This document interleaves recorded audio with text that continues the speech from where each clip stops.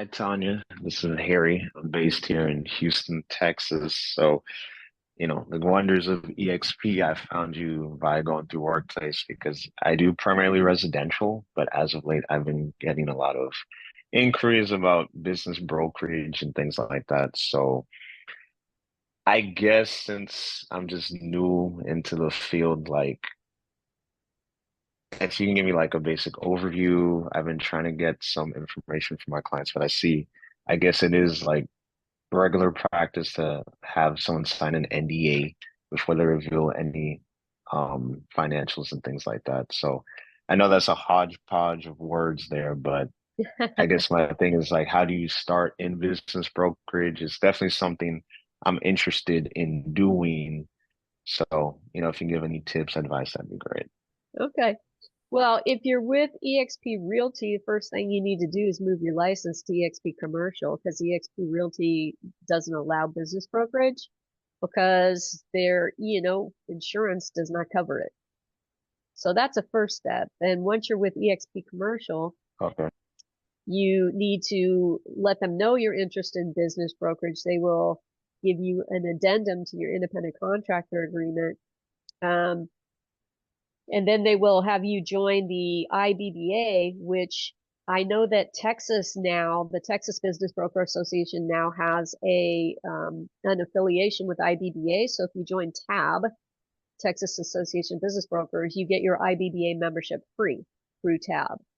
And that's always beneficial for those states or regions that have that affiliation with IBBA. It's great because you're getting both memberships, so you're getting access to any local forums. Like I think Texas Association might have forums for their members to use in Texas. You're getting access to those tools and education that's specific, that's region specific, in addition to what IBBA offers, which is fantastic. And a lot of times it costs you less than just, joining IBBA directly. So, then they have you take EXP Commercial will also require that you take 3 IBBA courses, like 104, which is legal aspects, 107, I think, and 119.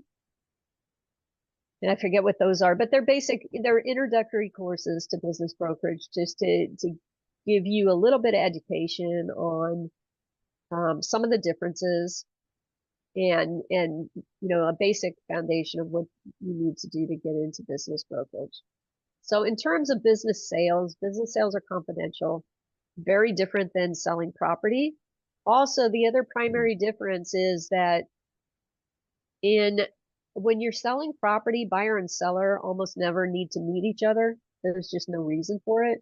But when you're selling a business, buyer and seller always have to meet each other. Well, I shouldn't say always. But 99% of the time, unless a seller is ill or deceased, the buyer and seller will meet each other, and there will be usually a transition period of generally 30 days or something like that after the transaction closes, where they will be working together. So it becomes very important for the personalities to be able to get along, be respectful, and not clash too badly. But in terms of other things to be aware of, yeah, I mean, business sales are confidential. So definitely you have to send confidentiality agreements and have buyers sign confidentiality agreements before you give them even the name of the business. I mean, the name, the address, all of that is considered confidential information. Okay. Okay, I see. And then, so once you switch over to EXP Commercial, can you still be a part of Realtor? It's either one or the other. EXP Commercial is not part of a board of realtors. Okay. So if you need to remain part of a board of realtors, then your best bet is to partner up with somebody who's in commercial, where you can just, if you come across leads for business transactions, that you can just refer those over and get paid a referral fee. Okay, gotcha. So it's one or the other. It's either you're going to be commercial or you're going to go realty.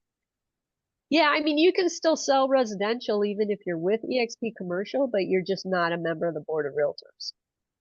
But so, and that's just National Association of Realtors, and their rules and their guidelines is basically set up for if an agent can't be a member of the Board of Realtors without their managing broker being a member, and if the Oh, okay. managing broker is a member, then every single person under their license is required to be a member. And for most commercial agents have no use for the Board of Realtors.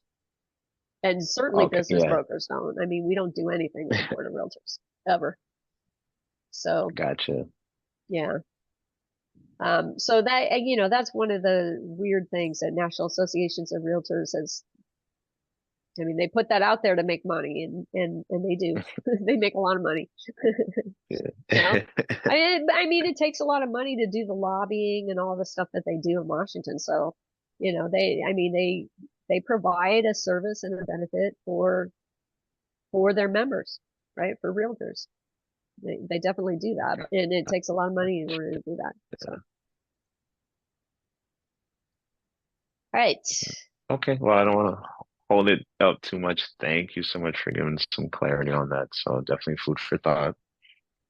Yeah. Yeah. And the other thing I could tell you, Harry, is that, not probably 9 out of 10 businesses that people want to sell are not ready to sell and or not saleable because, they there's a lot of small businesses in particular that people have not really run like a business. They run it like a Hmm. personal piggy bank, and so Yeah. it doesn't have transferable value.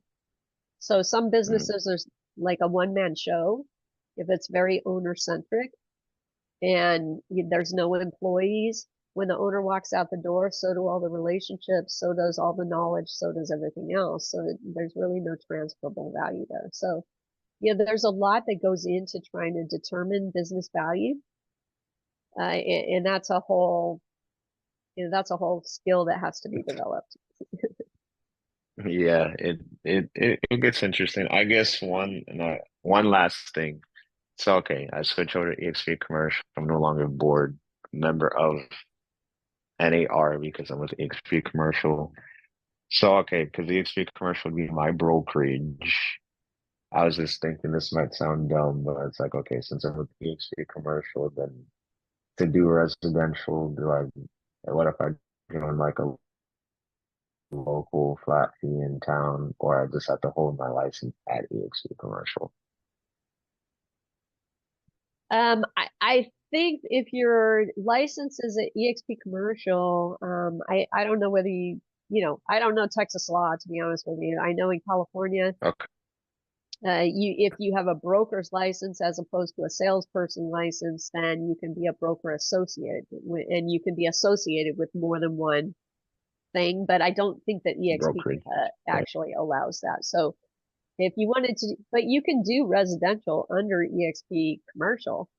Um, you just can't list it in the MLS. You would have to pay somebody else, maybe partner with somebody on EXP Realty and have them put it in the MLS for you. Just partner with Okay. Yeah. Yeah, and that's what I was co-list it. thinking. Oh, okay. Okay. Yeah, that makes sense. Because yeah, I mean, I've been thinking about switching over to commercial. So they used to do a lot of those like EXP commercial explained. I haven't seen any lately on YouTube, but I appreciate you fielding my questions, and hey, probably by next month I'll probably switch over. All right.